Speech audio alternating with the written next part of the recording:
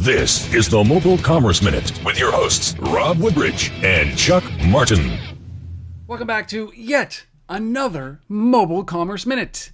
Chuck, part of what you do every single day is stay on top of this whole brick and mortar versus mobile versus brick and mortar versus brick and mobile and mortar and all these shopping numbers. Two recently released studies tell a pretty important story. Can you fill us in?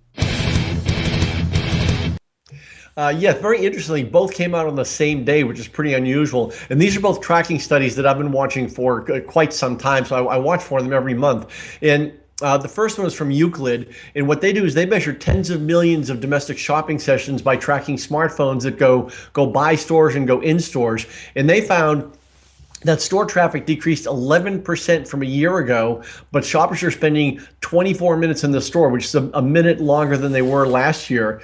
Repeat customers only totaled 13% of total visits, and that's down from a year ago as well. And 1 in 10 shoppers who went to the store left within 5 minutes. Separately, another study that I've been watching, and I like both of these. I think they're both really good data from Branding Brand, and they're very well known in marketing circles.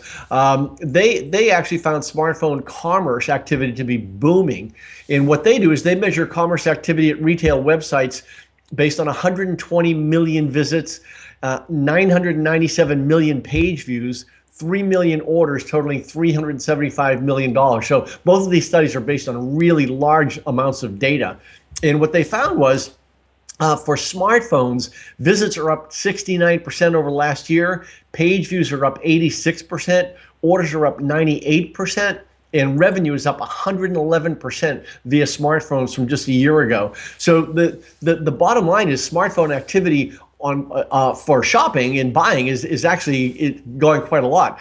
By market share, smartphone visits increased 49%.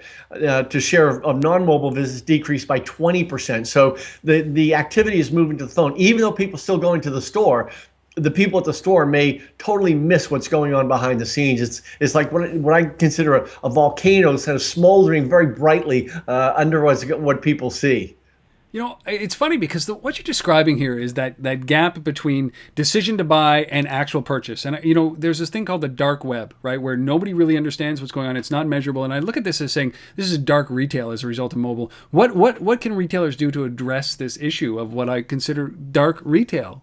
Well, the big thing, they need to be aware of it. A lot of them aren't even really aware of it. They're still measuring transaction. They're saying, well, mobile transactions are not that big. They're only 5 or 10% of sales, or even fewer. And store sales are doing totally fine. What they're missing is that the store sale is happening for a different reason than it used to be happening before. It's not happening because someone went to a store and made the selection just based at random or from a salesperson. It's they went to a store and they're armed with their smartphone and they've already been shopping before they got there. And when they're in the store, they're actually comparing who else is selling that product. They're getting all the product stats, and the retailer has no clue this is going on.